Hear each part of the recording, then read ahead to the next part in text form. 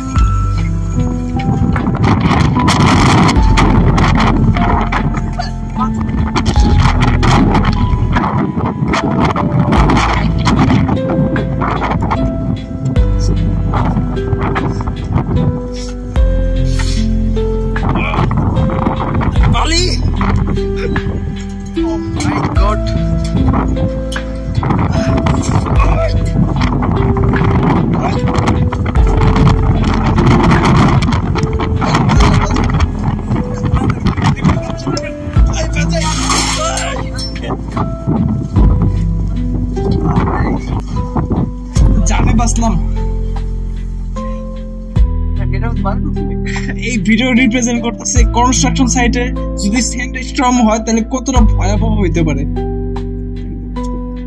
Office নাই আর, শেষ, ধ্বংস হয়ে গেছে ভাই।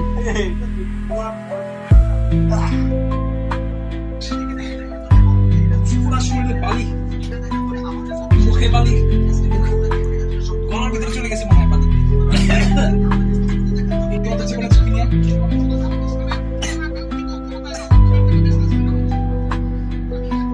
কালার চেঞ্জ হয়ে গেছে, চুলার কালারও চেঞ্জ হয়ে গেছে, ধুইতে হবে।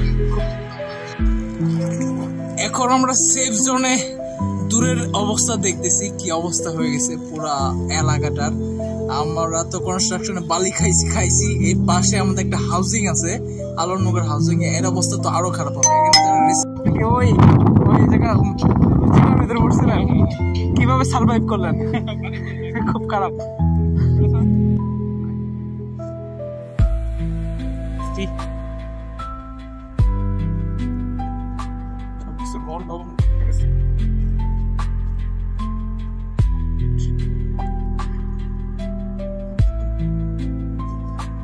আমাদের যে ক্রেন গুলো আছে, ক্রেন গুলো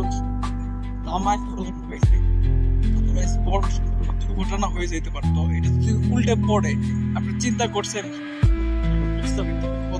কয়েক কোটি টাকার ক্ষতি প্লাস মানুষের।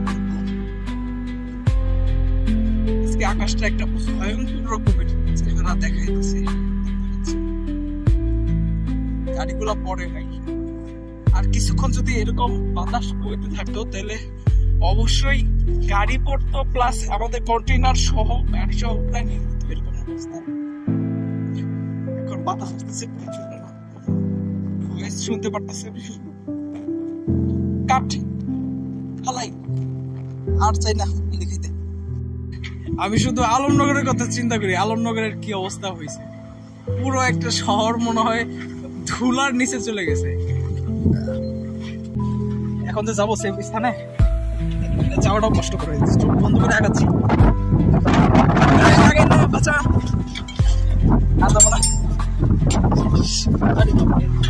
আরে গেটটাও লাগাইতে পারতেছি না। ফাইনালি সারভাইভ, আর যাবো না।